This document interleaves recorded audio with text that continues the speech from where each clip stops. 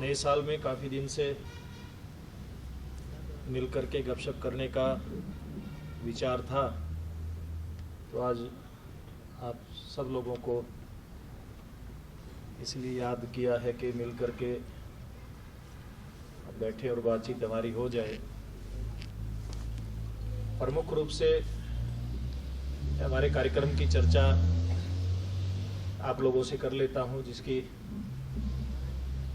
तैयारी पिछले काफ़ी दिनों से हम लोग करते आ रहे हैं। वो है हरियाणा प्रदेश के अंदर एक बड़ी और ऐतिहासिक मोटरसाइकिल रैली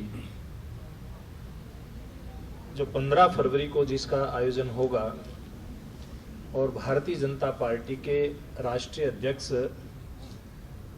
अमित शाह जी इस रैली को संबोधित करने के लिए आएंगे। हमने इस रैली की तैयारी के लिए अब तक जो योजना बनाई है वो आपके सामने मैं एक बार रख देता हूं उसको। 20 जनवरी को हमने प्रांत की एक बैठक बुलाई थी, जिसमें प्रांत की कार्य समिति, सभी मंत्रीगण, विधायकगण, चेयरपर्सन, चुनाव लड़े ऐसे कार्यकर्ता, उसमें मुख्यमंत्री जी भी रहे थे और हमारे प्रभारी डॉक्टर अनिल जैन जी भी रहे थे। उसमें हमने योजना बनाई थी कि हम 23, 24, 25 तारीख तक सब जिलों की बैठकें कर लेंगे, और इन डेटों में, इन तिथियों में सभी जिलों की हमारी बड़ी बैठकें हो चुकी हैं। इसके बाद 27, 28, 29 इन 3 दिन में हमने जो 277 मंडल बनाए हैं पार्टी की रचना के हिसाब से 22 जिलों में, 287 माफ करना, कुछ बदलाव उसमें हुआ है, 287 मंडलों की बैठकें आज शाम तक हमारी कंप्लीट हो जाएंगी। और उसके बाद 30 और 31 में जो हमारे शक्ति केंद्र हमने बनाए हैं, एक एक मंडल को 8, 9, 10 इस प्रकार के हिस्सों में बांट करके लगभग 5 बूथ का एक शक्ति केंद्र, उन सब की बैठकें 30 और 31 तारीख में ये संपन्न हो जाएंगी। और इसके बाद रजिस्ट्रेशन होगा 1 तारीख से लेकर के 7 तारीख तक। मोटरसाइकिल और मोटरसाइकिल वाहन जो लेकर के आएंगे कार्यकर्ता, ऐसे कार्यकर्ताओं का रजिस्ट्रेशन होगा जो 1 तारीख से शुरू होगा और 7 तारीख तक वो चलेगा। इसमें हमने तय किया है कि हर बूथ से 17,018 पुरानी सूची के हिसाब से हरियाणा प्रदेश के बूथ हैं, कि हर बूथ से कम 5 कार्यकर्ता बाइक लेकर के, यानी कि 5 बाइक कम से कम एक बूथ से निकलें, और जींद और उसके आसपास, जींद जिला है या उसके आसपास के कुछ जिले हैं, चाहे वो रोहतक है, हिसार है, कैथल है, सोनीपत है, पूरी लोकसभा सोनीपत, पानीपत है, इन पास के जिलों से हमने संख्या उनसे कार्यकर्ताओं से कहा है कि 5 से ज़्यादा भी वहाँ से मोटरसाइकिलों का पंजीकरण वो करवा लें। तो ऐसी हमारी ये उम्मीद है कि 1 लाख से ज़्यादा मोटरसाइकिलों का पंजीकरण 7 तारीख तक होकर के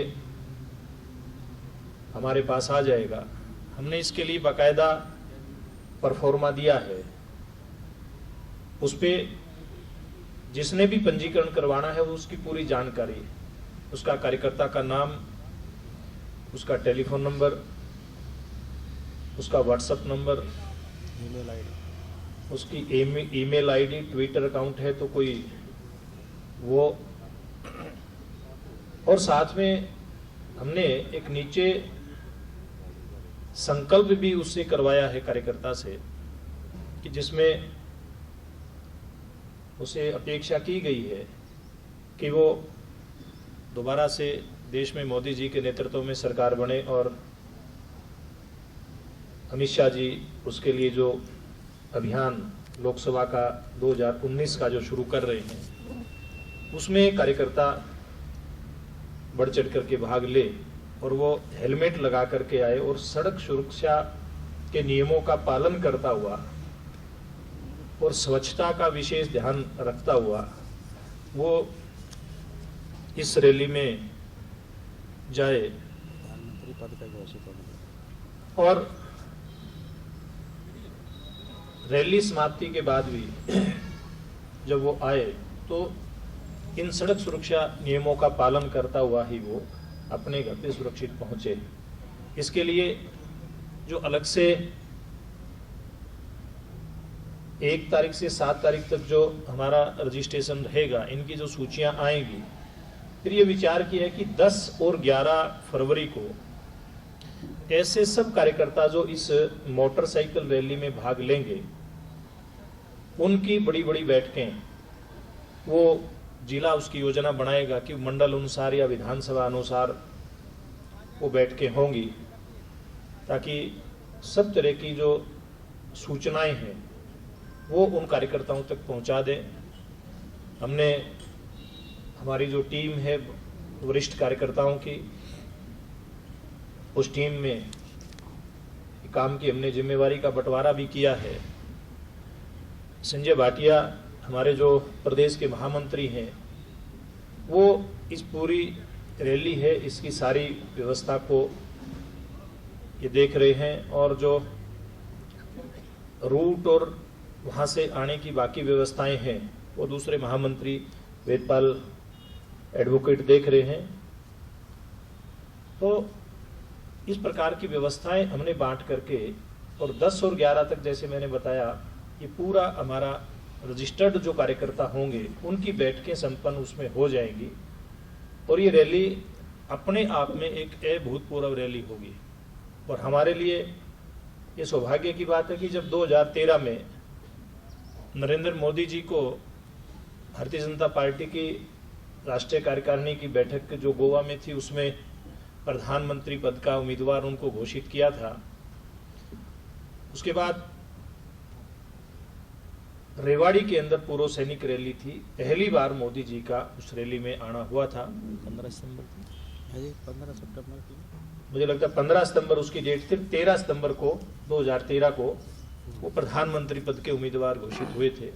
तो इसी प्रकार से अब जो मिशन 2019 है उसकी तैयारी में भारतीय जनता पार्टी राष्ट्रीय स्तर पे लगी है, और उसके लिए एक बड़ा जो एक कार्यक्रम है वो हरियाणा प्रदेश में होगा मोटरसाइकिल रैली का। और उस रैली में भारतीय जनता पार्टी के राष्ट्रीय अध्यक्ष अमित शाह उसमें पहुंचेंगे, और वो भी मोटरसाइकिल से उस रैली स्थल पर पहुंचेंगे। जहां से भी उनकी सुरक्षा की टीम उनको इजाजत देगी, वो मोटरसाइकिल पर सवार होकर के ही रैली में पहुंचेंगे। मैं खुद अपने विधानसभा क्षेत्र टोहाना से मोटरसाइकिल चला करके रैली स्थल पर पहुंचूंगा। इसी प्रकार से मुख्यमंत्री जी व अन्य मंत्रीगण, वरिष्ठ नेतागण मोटरसाइकिल पे ही रैली के अंदर भाग लेने के लिए पहुंचेंगे। और इसके लिए हमारी जो प्रदेश की टीम में कुछ और व्यवस्थाएं भी साथ की साथ रहती है, जैसे किस जिले के कार्यकर्ता किस रास्ते से आएंगे, किस मार्ग से आएंगे, वो वेदपाल एडवोकेट उसका जिलों में चर्चा करके सारा रूट चार्ट वो फाइनल करवा रहे हैं। फिर उस रास्ते में कहीं कोई और व्यवस्थाएं रहती हैं, जैसे स्वागत का है कि शुरू से लेकर के बूथ से ही कार्यकर्ताओं की जब विदाई हो, वहाँ से अन्य लोग जो रैली में आने वाले नहीं हैं वो उस यात्रा को वहाँ से विदा करें। उत्साह के साथ विदाई उनकी वहाँ से रवानगी उनकी होगी।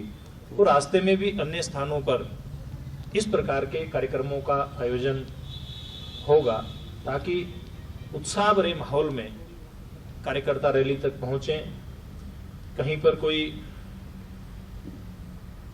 रोड जाम ना हो, इस प्रकार की व्यवस्थाओं के लिए भी एक टीम हमने लगाई है, पानी की रास्ते में व्यवस्था है, भोजन की रास्ते के लिए व्यवस्था है, कहीं पर मेडिकल सहायता के लिए एम्बुलेंस की जरूरत है, या फिर कहीं कोई ब्रेक डाउन किसी का मोटरसाइकिल ना हो जाए, इस बात के लिए मोटर मैकेनिक की जरूरत है, मोटरसाइकिल मैकेनिक की जरूरत है। ऐसी व्यवस्थाएं हमारी मोबाइल टीम साथ के साथ चलेंगी, जहां से भी जत्थे निकल करके आएंगे तो वो मोबाइल टीमें इस सारी व्यवस्था को ठीक करने के लिए, उसमें सहायता करने के लिए साथ साथ वो चलेंगी। दूर के कार्यकर्ता पहले दिन। और एक ये भी व्यवस्था सोची है कि जैसे कालका बहुत दूर पड़ जाता है, कालका पंचकुला, नारनौल, उधर से नारनौल, पलवल, हथीन, होडल और डबवाड़ी, ऐलनाबाद जैसे क्षेत्र जो अति दूर के क्षेत्र हैं, वहां के कार्यकर्ता अगर व्यवस्था चाहेंगे, हमने इस पर विचार किया है कि वो पहले दिन भी आकर के उनको किसी हम नजदीक के स्थान पर, जिनसे थोड़ा सा दूर कहीं पर कुरुक्षेत्र में, अम्बाड़ा में, पेहवा में या अग्रोहा में या उधर फिर रोहतक में, झज्जर में, इस प्रकार की व्यवस्था भी हमने सोची है। अगर कुछ कार्यकर्ता कहेंगे हम पहले दिन चल करके आएंगे, ज़्यादा लंबाई हमारे रास्ते की पड़ती है, तो वो व्यवस्था भी, उस व्यवस्था पे भी हमने विचार किया है। वरना तो ज़्यादातर कार्यकर्ता सुबह कोई 7 बजे 8 बजे चल करके और वो सीधा जींद में रैली स्थल पर वो पहुंचेंगे। और जैसे मैंने बताया, हर बूथ से कार्यकर्ता निकलेंगे, फिर वो मंडल अनुसार इकट्ठे होंगे, फिर जिले के कार्यकर्ता, विधानसभा के कार्यकर्ता, फिर जिले के कार्यकर्ता एक टोली बना करके फिर वो निकलेंगे। और 50 मोटरसाइकिल की एक टीम, एक ग्रुप हमने बनाया है, गठ बनाया है। एक उस गठ का प्रमुख होगा, टीम का लीडर होगा, ताकि कहीं कोई अव्यवस्था इस प्रकार की रास्ते में भी ना हो। और वहां पर जो सभा स्थल होगा, ये सभा स्थल जो जींद का बाईपास अभी निर्माणाधीन है, उस बाईपास के अगर हम इधर से उसकी बात करें तो बाईं ओर सभा स्थल होगा, मंच लगेगा पिंडारा तीर्थ के पास। जो पिंडारा गांव है, पिंडारा तीर्थ है, पिंडारा गांव की तरफ बड़ा मंच लगेगा, पंडाल लगेगा। और उस बाईपास के दाईं तरफ, जींद शहर की तरफ, वहां पर बड़ी पार्किंग मोटरसाइकिलों के लिए होगी, ताकि हर विधानसभा के, हर जिले के जो बाइक हैं वो अलग से उनकी पार्किंग की व्यवस्था हो। कहीं पर भी कोई होच पोच में किसी का बाइक कोई गुम ना हो जाए, क्योंकि 1 लाख की हमने से ऊपर की हमने इसमें उम्मीद की है, तो इतनी बड़ी संख्या है, तो व्यवस्थाएं भी हमने उसी प्रकार की वहां पर सोची है। और एक बड़ी टीम पार्किंग की व्यवस्था में लग करके, ताकि किसी को असुविधा ना तो जाकर के पार्क करना है अपने बाइक को उस समय आए, और ना ही निकालते वक्त कोई उसको इस प्रकार की कोई असुविधा का सामना करना पड़े। ये मोटे तौर पे रैली का निमंत्रण हमने ये विचार किया है। और हमारे तीसरे महामंत्री जो संदीप जोशी, वो इस प्रकार की जो पार्किंग से संबंधित व्यवस्थाएं हैं, बहुत बड़ी व्यवस्था है, विशेष रूप से वो इन व्यवस्थाओं को देखेंगे। और आज हमारे मिलने जुलने के साथ साथ, भोजन के साथ साथ, मैं आपको निमंत्रण भी देता हूं कि आप सब लोग, क्योंकि अपने तरह का एक ये अनूठा प्रयास भारतीय जनता पार्टी ने किया है, आप सब लोग उस रैली को देखने के लिए भी और कवर करने के लिए भी आप सब लोग भी चंडीगढ़ से जींद में पहुंचे। मेरा आप सब पत्रकार बंधुओं से ये आग्रह है। मोटे तौर पे मैंने यही मेरी तरफ से बात कहनी थी। आपकी तरफ से कोई इस प्रकार का कोई विषय, कोई बातचीत है तो आप लोग, ये अपने आप में एक उत्साहवर्धक एक काम होता है, और इसमें भागीदारी ज्यादा से ज्यादा लोगों की सुनिश्चित हो सकती है। क्योंकि इसमें हमने हर बूथ का टारगेट दिया है और रजिस्टर्ड कार्यकर्ता बुलाए हैं। एक उत्साहजनक और एक साहसी कार्यक्रम इस नाते है, और इसमें अधिकतर हमने ये आग्रह किया है कि हमारे युवा कार्यकर्ता, युवा मोर्चा की टीम इसमें लग करके, और वो उन्होंने जैसे मैंने बताया कि पार्टी की बैठकें भी चल रही हैं, युवा मोर्चा की हमारी प्रांत की टीम भी वो लगातार, वो भी जिला और मंडल स्तर पे बैठकें करके युवा मोर्चा के जो कार्यकर्ता हैं वो ज्यादा से ज्यादा इस रैली में रजिस्ट्रेशन करवा करके आए। इसलिए युवाओं में ज्यादा उत्साह रहता है, इसलिए हमने उत्साहवर्धक एक माहौल इस प्रकार का बने और 2019 के लोकसभा चुनाव की जो हमारी तैयारी है उसका आगाज धूम धड़ाके के साथ हो, इसलिए हमने इस बात का विचार किया, मोटरसाइकिल रैली का विचार किया। देखिए, मुझे लगता है कार्यकर्ता अपनी व्यवस्था अपने आप करके आएगा। अभी तक ना ही तो हमने किसी को कहा है कि हम उसमें कोई इस प्रकार की व्यवस्था करेंगे। कार्यकर्ता अपनी जेब से इसमें अपने बाइक में पेट्रोल डलवा करके आएगा। इसमें कुछ स्थानों पे कार्यकर्ताओं ने, हमने इसको खुला छोड़ा है। ये तो हमने कहा है कि हर बाइक के ऊपर स्टिकर हम लोग स्टैंडलाइज व्यवस्था उसकी करेंगे प्रदेश की तरफ से, और पार्टी के झंडे की व्यवस्था करेंगे। लेकिन जो आपने कहा है ड्रेस की, अलग अलग स्थानों के ऊपर कार्यकर्ताओं के इस प्रकार के विचार आए हैं कि वो अपना अलग से ड्रेस कोड बना करके आएंगे, लेकिन इसकी हमने सेंट्रल व्यवस्था कार्यकर्ताओं को कही नहीं है भी हम इस प्रकार का वो करके चले। देखिए, हमने एक बात आपको बताई है मैंने शुरू में ही, हमने जो रजिस्ट्रेशन के लिए परफॉर्मा हमने दिया है और वो परफॉर्मे हमारे मंडलों तक पहुंच गए हैं।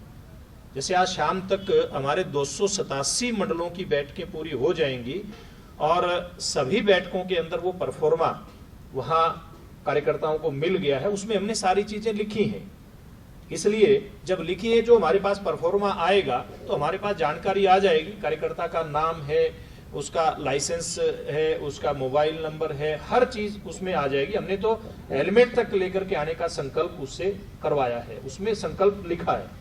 बराड़ा जी, ये अमित शाह कहां से कहां तक आएंगे और मुख्यमंत्री जी कहां से कहां तक रहेंगे? जहां तक, क्योंकि इनकी, चाहे मुख्यमंत्री जी की बात करें या अमित शाह जी की बात करें, सिक्योरिटी का इनका एक पॉइंट रहता है, और मुख्यमंत्री जी का तो मन रहता है कि हमेशा, जैसे आप लोगों के सामने घर से लेकर के एक बार विधानसभा तक साइकिल पे भी गए थे, तो वो सुरक्षा के लोग जहां से उनको अलाउ करेंगे वहां से वो जाएंगे। लेकिन जहां तक यानी मेरे लिए बताया, मैं अपने विधानसभा क्षेत्र से अपने बाइक के ऊपर जाऊंगा और वो सारे नेता, हमारे मंत्री भी अपने अपने क्षेत्र से या काफी लंबे दूरी तय करके वो लोग बाइक पर आने वाले हैं। बराड़ा जी, ये 15 फरवरी को जो कार्यक्रम है सिर्फ शाह जी की राज्य स्तरीय रैली है या कुछ बैठकें भी हैं एमपी विधायकों से, सांसदों से, क्या कार्यक्रम? केवल और केवल मोटरसाइकिल रैली ही इस दिन हमने रखी है। अभी तक इसमें किसी भी प्रकार की बैठक का कोई एजेंडा हमारा नहीं है। बराड़ा साहब, ये जो 1 लाख कार्यकर्ता आपके जाएंगे तो एक बाइक पे जहां तक लगता है कि 2 कार्यकर्ता रहेंगे, तो इन सबके बीमा की भी कोई व्यवस्था कराएगी, दुर्घटना बीमा कोई? देखिए, पहले से जो देश के प्रधानमंत्री नरेंद्र मोदी जी ने 12 रुपए का बीमा और 330 रुपए का बीमा जो करवा रखा है, वो मुझे लगता है ज्यादातर कार्यकर्ताओं का वो बीमा होगा। अगर कहीं नहीं होगा तो उस बीमे की व्यवस्था भी हमारी टीम करके आएगी। व्यक्तिगत रूप में कार्यकर्ता अपना बीमा करवा करके आएगा, इस बात का ध्यान रखा जाएगा। बराला जी, जो आप इस रैली की बात कर रहे हो, ये एक सिर्फ रैली है जहाँ जो पिछले दिनी भाजपा का जो नाम बिगड़ चुका है हरियाणा में, उसको कवर करने के कुछ शक्ति प्रदर्शन है? देखिए, मैंने कहा ये हमारा, इसको आप शक्ति प्रदर्शन कहें, इसको कुछ भी कहें, 2019 का जो चुनाव है लोकसभा का, ये उसकी तैयारी हमारी है। दिमान जी आज हमने 1 लाख मोटरसाइकिल का टारगेट दिया है और जहां तक कार्यकर्ता या लोगों की बात है, जनता की बात है, वो औसतन लगता है कि सब लोग तो 2 भी बैठ करके नहीं आते, सब सिंगल भी नहीं आते। हमने एक मोटे तौर पे सोचा है कि 1.5 गुना लोग उससे जरूर आएंगे। 1 लाख अगर मोटरसाइकिल का रजिस्ट्रेशन हमारे पास आता है तो कम से कम उसके 1.5 लाख लोग उस रैली में अपने अपने बूथ से निकल करके आएंगे। पहले बताया 1 तारीख से रजिस्ट्रेशन का काम बूथ के ऊपर शुरू है। आज शाम तक 287 मंडलों की बैठक संपन्न हो जाएगी और 30 और 31 को शक्ति केंद्र अनुसार बैठकें होंगी। उसमें सारे परफॉर्मे जैसे आज मंडल तक चले जाएंगे, फिर नीचे कार्यकर्ताओं तक वो परफॉर्मे चले जाएंगे और 7 तारीख तक उनका रजिस्ट्रेशन कंप्लीट हो जाएगा। देखिए, इसमें तो होड़ लगी होती है कार्यकर्ताओं की, एक से एक आगे निकल करके रजिस्ट्रेशन कराने की, और मुझे लगता है कि इस होड़ में तो जब हमारे पास रजिस्ट्रेशन होकर के आ जाएगा तभी बता पाएंगे कि किस विधानसभा से कितनी संख्या में लोग इसमें हिस्सा लेने के लिए आएंगे।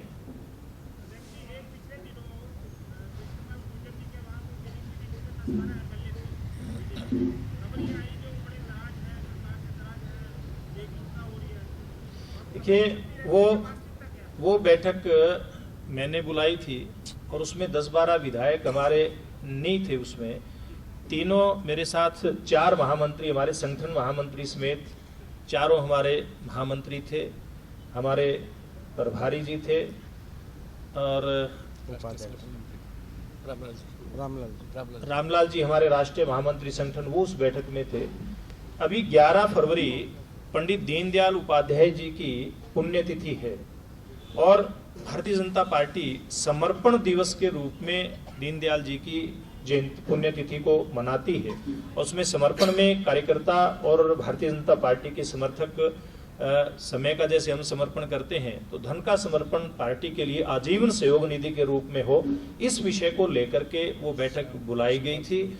और 11 फरवरी को समर्पण दिवस से शुरू होकर के और 6 अप्रैल पार्टी स्थापना दिवस तक हमने तय किया है कि भारतीय जनता पार्टी का कार्यकर्ता पार्टी का काम शुद्ध रूप से चले आर्थिक दृष्टि से, उसके लिए एक अभियान हमने लिया है। उस दृष्टि से ये बैठक हमने बुलाई थी। जगह कृष्णपाल जी की थी, वो नहीं थी। और हाँ, एक चीज और मैं क्लियर करूं, उसमें कृष्णपाल जी के रेजिडेंस पे हम बैठे थे, लेकिन भाई दे उस दिन वो कोठी पे अपने पे हाजिर भी नहीं थे जी। जगह थी।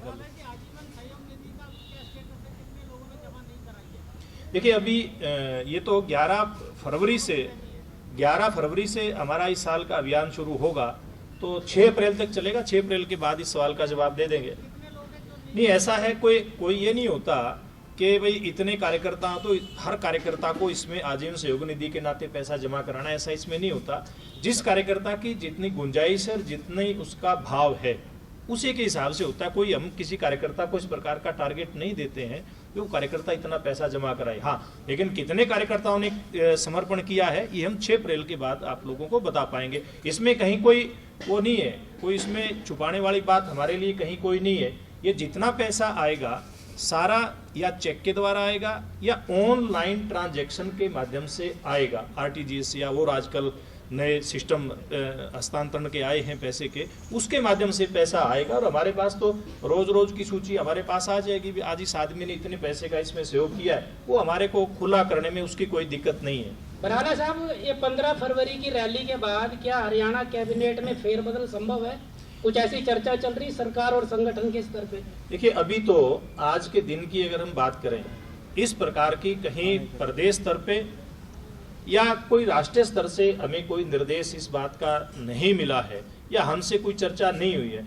और वैसे मंत्रिमंडल का अधिकार मुख्यमंत्री जी को होता है कि वो किस प्रकार से अपनी टीम को लेकर के चलते हैं, लेकिन इस प्रकार का कहीं कोई विचार आज के दिन पार्टी के अंदर या सरकार के अंदर नहीं है। मनवीर जी, नंबर 1 कि जो हमारे विधायक सांसद, मैंने शुरू में ही बताया था, जो 20 जनवरी की हमारी बैठक थी जींद की, उसमें प्रदेश कार्यकारिणी के अलावा उसमें हमने प्रदेश की बड़ी बैठक, प्रदेश बैठक उसको नाम दिया था। कार्यकारिणी के अलावा हमने जो कार्यकर्ता हमारे जिन्होंने चुनाव लड़ा या जो विधायक कार्यकारिणी में नहीं है, उनको भी उस बैठक में बुलाया था और सबको कहा था कि पार्टी की टीम के साथ मिल करके ज्यादा से ज्यादा लोगों को इसमें पहुंचाने के लिए पार्टी की टीम की इसमें वो मदद करें, और सभी लोग इसमें अपने काम में लग गए हैं।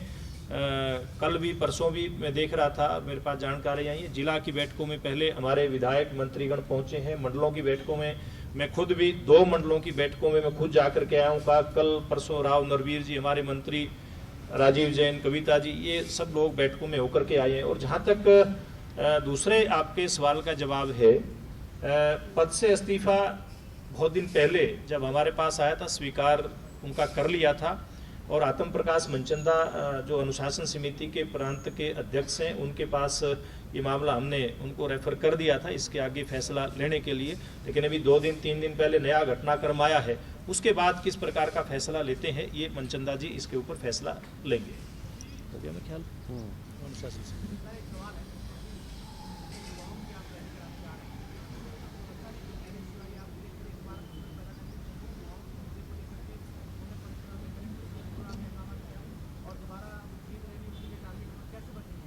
देखिए, हम अपना काम कर रहे हैं, कोई भी लोकतांत्रिक दल है उसको अपनी बात कहने का अधिकार है, वो बात कहे, लेकिन अनुशासन सबके लिए होना चाहिए। कोई भी दल है, चाहे वो भारतीय जनता युवा मोर्चा है, चाहे कोई दूसरी पार्टी का कोई युवा विंग है, मुझे लगता है हर कोई अपनी बात कहे। लोकतंत्र की खूबसूरती हमारे देश में यही है कि हर व्यक्ति को, हर दल को अपनी बात कहने का एक अधिकार रहता है, लेकिन उसके साथ साथ मर्यादाएं भी हैं, अनुशासन भी हैं।